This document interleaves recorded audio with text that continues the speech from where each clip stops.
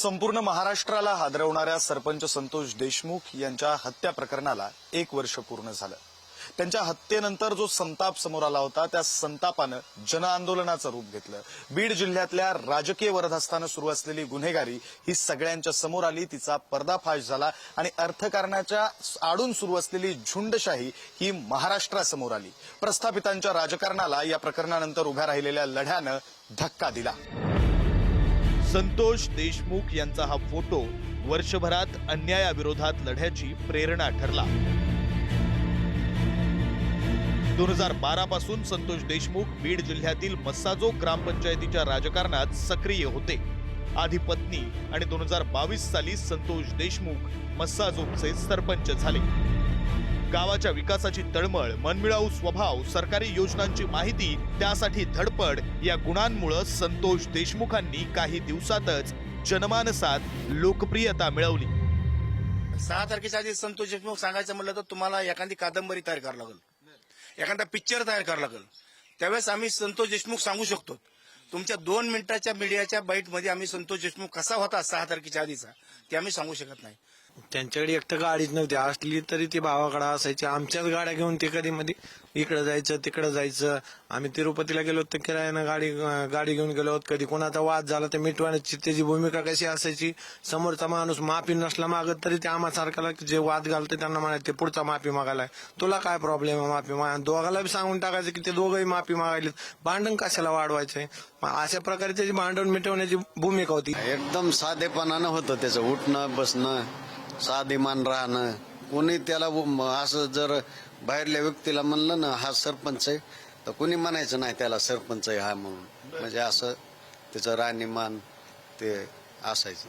पण एक होतकरू मुलगा, काहीतरी ह्याच्यामध्ये धमक आहे, काहीतरी करून दाखवायचे असं म्हणजे वाटायचं त्याच्या बोलण्यावरून वागण्यावरून। या सगळ्या प्रतिक्रियांमधून आपल्याला लक्षात येते की अजूनही हे सगळे ग्रामस्थ न्यायाच्या प्रतीक्षेत आहेत, अजूनही न्याय मिळालेला नाही अशी त्यांची भावना आहे आणि तीव्र भावना आहेत। सोबतच ते थोडे भावुक सुद्धा झालेले आहेत।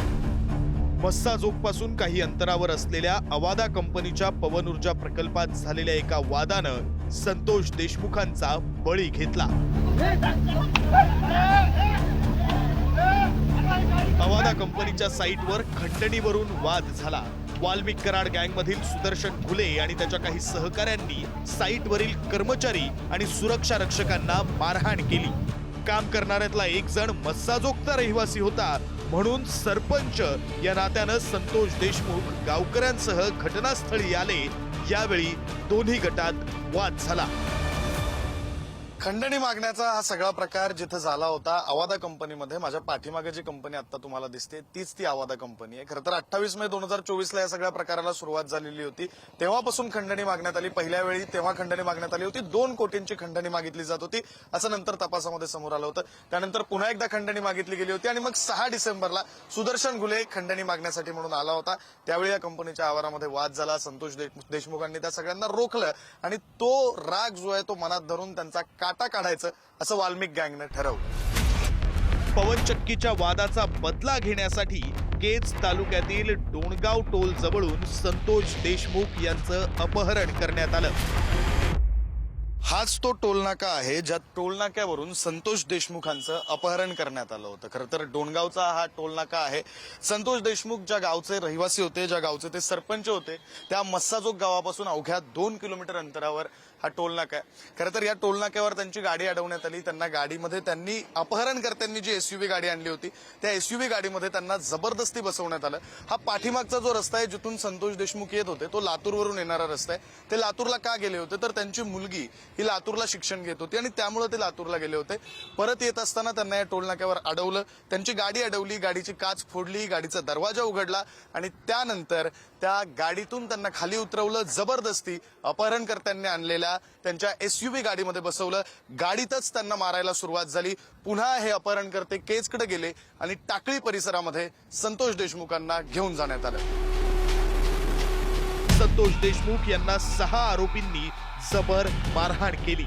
पाईप, लाकूड, लोखंडी रॉडनं सुमारे 3 तास संतोष देशमुखांवर अत्याचार करण्यात आले। देशमुखांच्या चेहऱ्यावर, पाठीवर, मानेवर प्रचंड वेदना देणारी मारहाण करण्यात आली। निर्लज्ज नराधमांनी या मारहाणीचे व्हिडिओ आणि फोटो सुद्धा काढले. त्याच दिवशी संध्याकाळी संतोष देशमुखांचा मृतदेह मस्साजोगच्या ग्रामस्थांना सापडला. संतोष देशमुखांचा मृतदेह मस्साजोग मधल्या गावकऱ्यांना जिथे सापडला, पोलिसांना जिथे आढळला, तो सगळा हा परिसर आहे. हा परिसर नेमका कुठला आहे तर दहिठणा नावाचा एक फाटा आहे. त्या फाट्यापासून आत येणारा हा रस्ता आणि हा दहिठणा शिवार असं या सगळ्या परिसराला म्हणतात. हे एक झाड आहे इथं.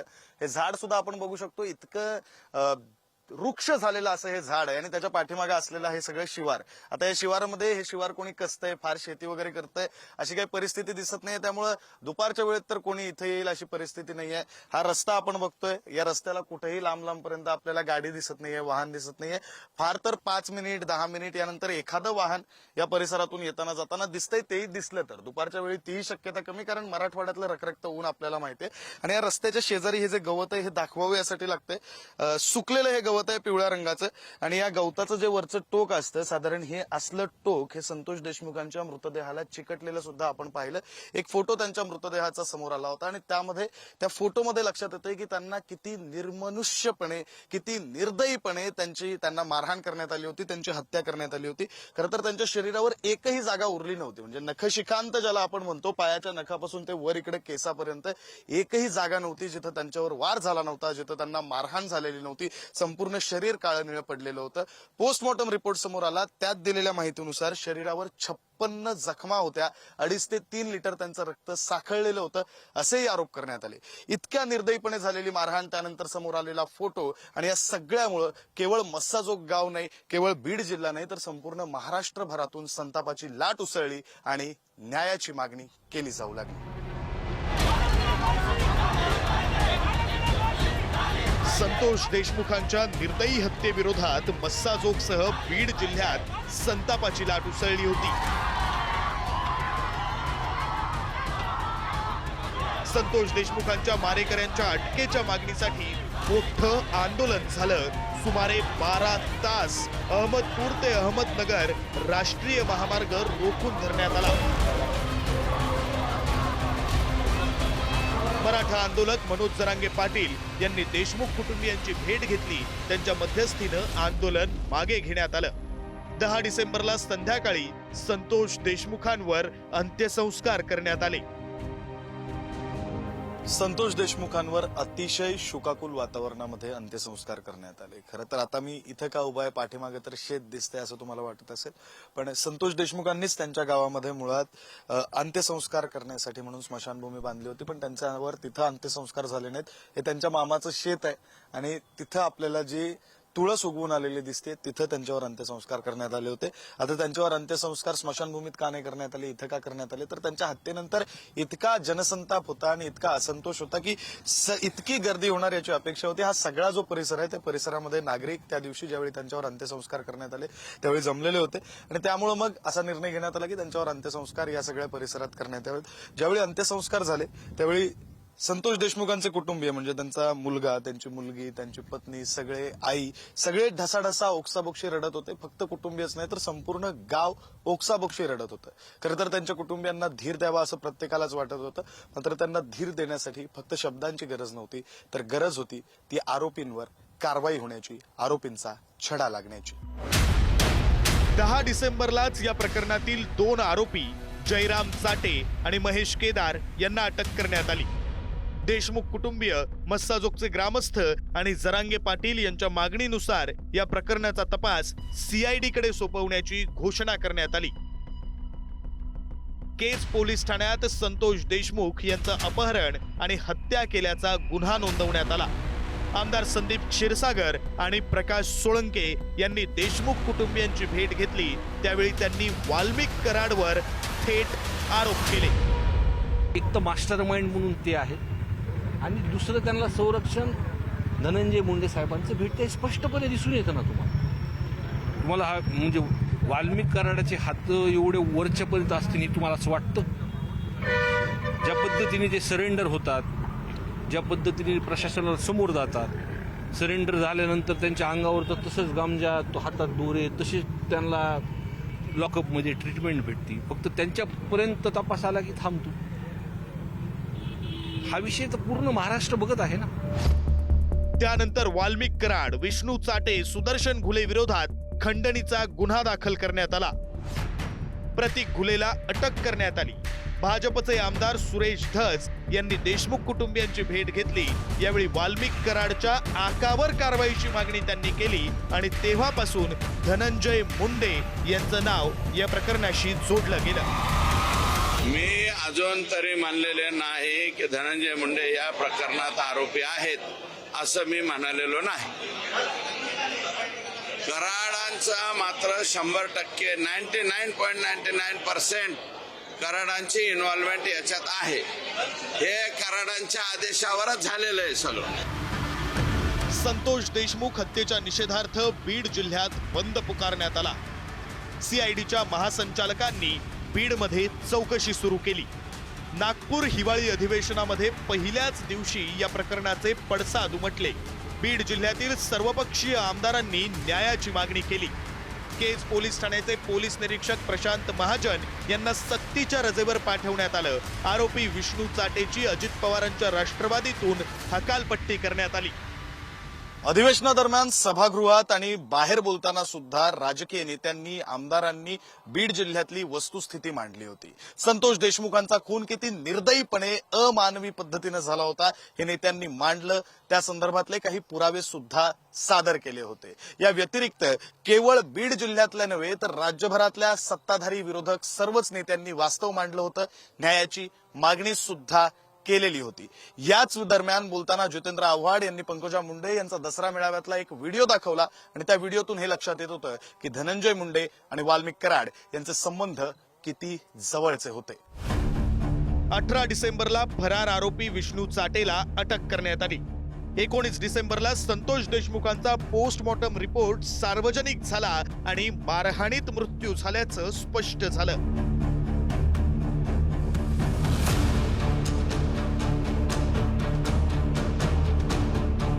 20 डिसेंबरला बीडचे एसपी अविनाश बारगळ यांच्या बदलीची आणि इतर पोलीस अधिकाऱ्यांवरील कारवाईची माहिती मुख्यमंत्र्यांनी सभागृहामध्ये दिली. बीडमधल्या गुन्हेगारीचे अनेक चेहरे हे हळूहळू समोर येऊ लागले आणि यातल्या बऱ्याच गुन्ह्यांमागचं कारण होतं ते म्हणजे बीडमधली राख आणि बीडमधली पवनचक्की. राख आणि पवनचक्की या भोवती फिरणारं अर्थकारण आणि त्या अर्थकारणातून जन्माला आलेली आणि बेलगाम झालेली ही गुन्हेगारी अधिवेशनाच्या माध्यमातून राज्यासमोर आली आणि महाराष्ट्राला माहीत झाला गुन्हेगारीचा बीड पॅटर्न. 21 डिसेंबरला हाच बीड पॅटर्न मोडीत काढण्यासाठी बीडचे नवीन पोलीस अधीक्षक म्हणून नवनीत कौवत यांनी पदभार स्वीकारला. 24 डिसेंबरला अवादा पवनचक्की खंडणी मारहाण प्रकरणाचा तपासही सीआयडीकडे सोपवण्यात आला. 28 डिसेंबरला वाल्मिक कराडच्या अटकेच्या मागणीसाठी सर्वपक्षीय आमदार खासदारांच्या नेतृत्वात बीडमध्ये मोर्चा निघाला. धनंजय मुंडेंच्या राजीनाम्याची मागणी वाढू लागली. 30 डिसेंबरला सामाजिक कार्यकर्त्या अंजली दमानी यांनी सुद्धा बीड जिल्हाधिकारी कार्यालयाबाहेर आंदोलन केलं. या प्रकरणात सर्वाधिक चर्चेत राहिलेला वाल्मिक कराड पुण्यामध्ये सीआयडीला शरण आला.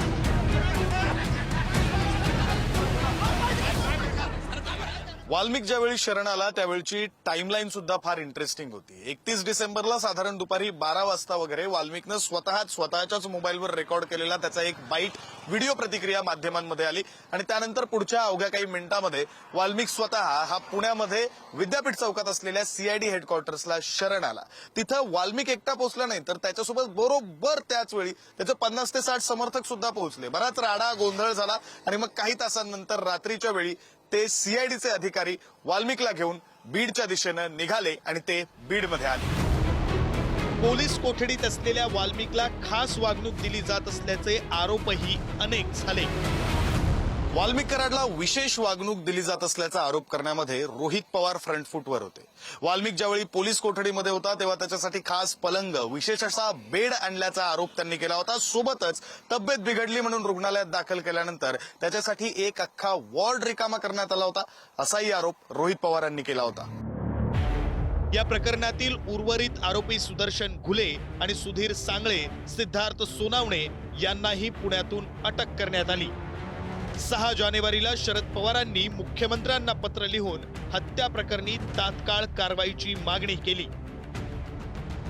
प्रकरणाला 1 महिना उलटूनही हवा तसा तपास होत नाही. तपासाविषयीची माहिती आम्हाला दिली जात नाही. आरोपींना फाशीच द्या, यासाठी मृत संतोष देशमुखांचे बंधू धनंजय देशमुख यांनी मस्साजोग गावातील पाण्याच्या टाकीवर चढून आंदोलन केलं. मी आत्ता पाण्याच्या टाकीवर उभा आहे. ही पाण्याची टाकी कोणती आहे तर ही पाण्याची टाकी आहे बीड मधल्या मस्साजोग गावातली. खरं तर याच टाकीवर चढून ती जी दुसरी मोठी टाकी दिसते त्या टाकीवर चढून धनंजय देशमुख यांनी आंदोलन केलं होतं. केवळ धनंजय देशमुख किंवा केवळ देशमुख कुटुंबीय नाही तर मस्साजोगचे ग्रामस्थ, अगदी सगळ्या जाती धर्मातले लोक यावेळी आंदोलनामध्ये दिसले होते. आणि केवळ मस्साजोगचे ग्रामस्थ सुद्धा नाही तर पंचक्रोशीतले लोक सुद्धा या आंदोलनासाठी म्हणून आलेले होते. आणि जवळपास 2-2.5 तास धनंजय देशमुख हे त्या पाण्याच्या टाकीवर वर चढून बसलेले होते. यानंतर मग मनोज जरांगे पाटील आले, बीडचे पोलीस अधीक्षक नवनीत कौवत आले आणि या सगळ्यांच्या मध्यस्थीनंतर धनंजय देशमुख यांनी अखेर आपलं आंदोलन मागे घेतलं. मात्र तेही मागण्या पूर्ण होतील या आश्वासनानंतर. सीआयडीनं 1400 पानांचं आरोपपत्र दाखल केलं. यात 8 आरोपींच्या नावांचा समावेश करण्यात आला. यात संतोष देशमुख यांची हत्या, खंडणी प्रकरणातील सर्व आरोपींवर वकोका अंतर्गत आरोप निश्चित करण्यात आले. वाल्मिक कराड आणि विष्णू चाटे यांनी अवादा कंपनीकडून 2 कोटी रुपयांची खंडणी मागितली. हेच या हत्येचं प्रमुख कारण मानण्यात आलं. संतोष देशमुख यांच्या हत्येचे फोटो समोर आले. त्यांना इतकी निर्दयीपणे मारहाण करण्यात आली होती की हे फोटो समोर आल्यानंतर राज्यभरात संतापाची लाट उसळली. धनंजय मुंडे यांनी मंत्रिपदाचा राजीनामा दिला. मुख्यमंत्री देवेंद्र फडणवीसांकडे त्यांनी राजीनामा सुपूर्द केला. संतोष देशमुख हत्या प्रकरणामध्ये वाल्मिक कराडच्या अटकेनंतर धनंजय मुंडेंचा राजीनामा हे सगळ्यात मोठं यश म्हणावं लागेल.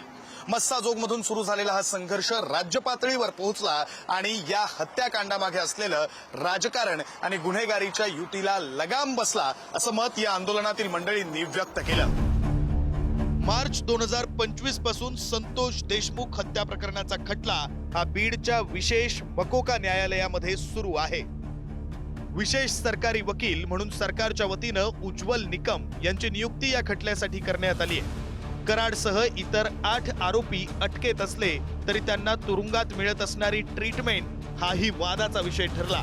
अशा गंभीर गुन्ह्यातील आरोपींना राज्याच्या इतर जिल्हा कारागृहात ठेवण्याची मागणी सातत्यानं देशमुख कुटुंबीय आणि अंजली दमानी यांनी सुद्धा केली.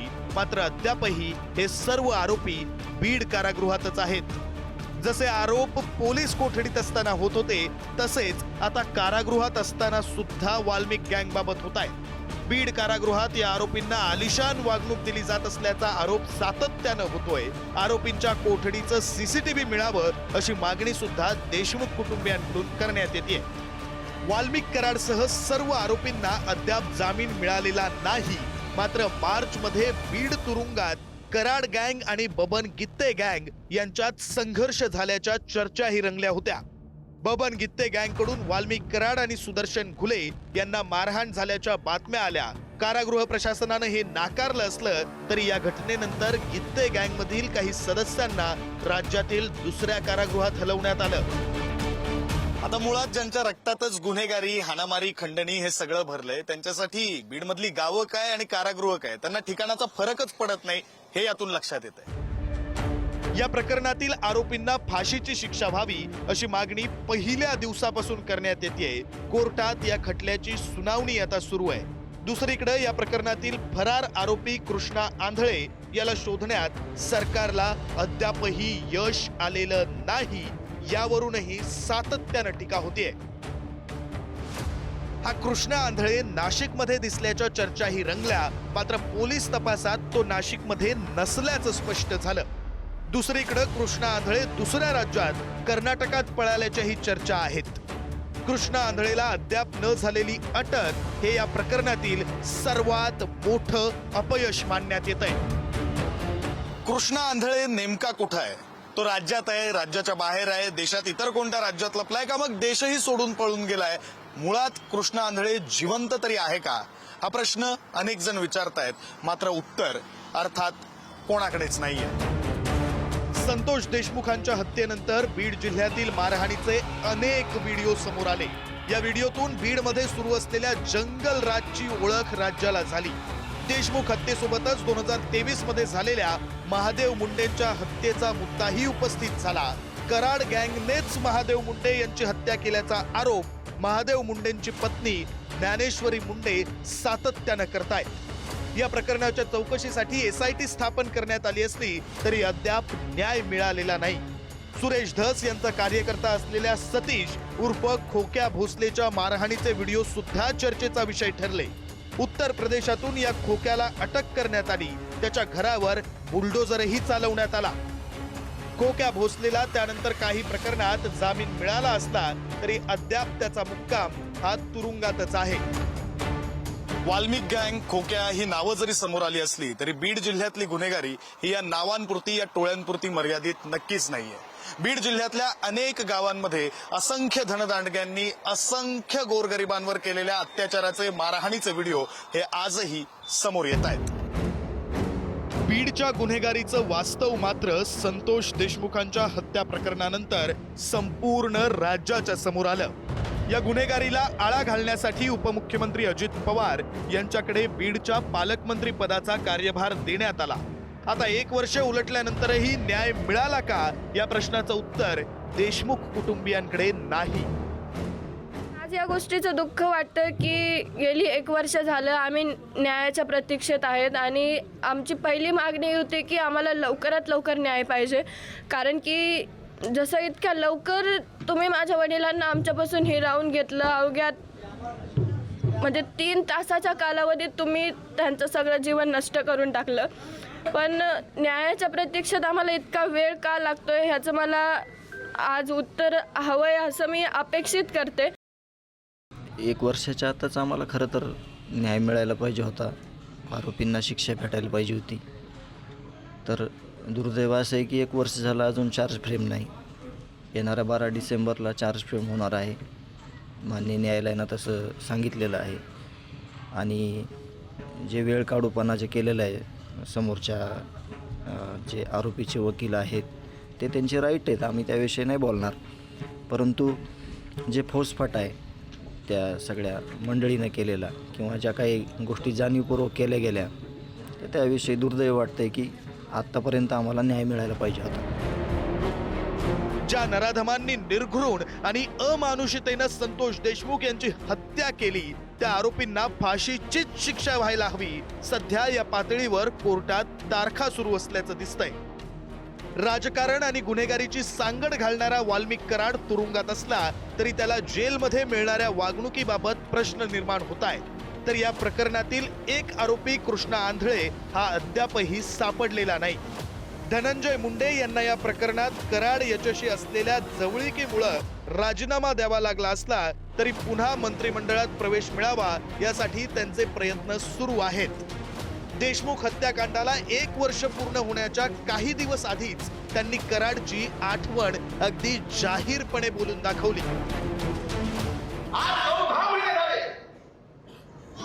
कार्यालय चालू आहे, काम चालू आहे. हे सगळं बोलत असताना आपल्यासोबत आपला एक व्यक्ती नाही याची जाणीव पण होते. माझ्यासारख्या एक कार्यकर्ता म्हणून सहकार्याला सहकार्य समजतो म्हणून मला सुद्धा याची कुठंतरी आजच्या कार्यक्रमात जाणीव करून द्यावी. काय चुकलं काय नाही ते बघेल न्यायालय, ती जाणीव नक्कीच. आता संतोष देशमुखांच्या हत्येला 1 वर्ष उलटल्यानंतरही देशमुख कुटुंबीय आणि मस्साजोगचे रहिवासी या प्रकरणी न्यायासाठी आग्रही भूमिकेत आहेत. न्यायाला विलंब झाला तर पुन्हा एकदा आंदोलनाचीही त्यांची तयारी आहे. मात्र ही व्यवस्था न्याय देण्यासाठी किती वेळ लावेल यासाठी वाटच पाहावी लागणार आहे.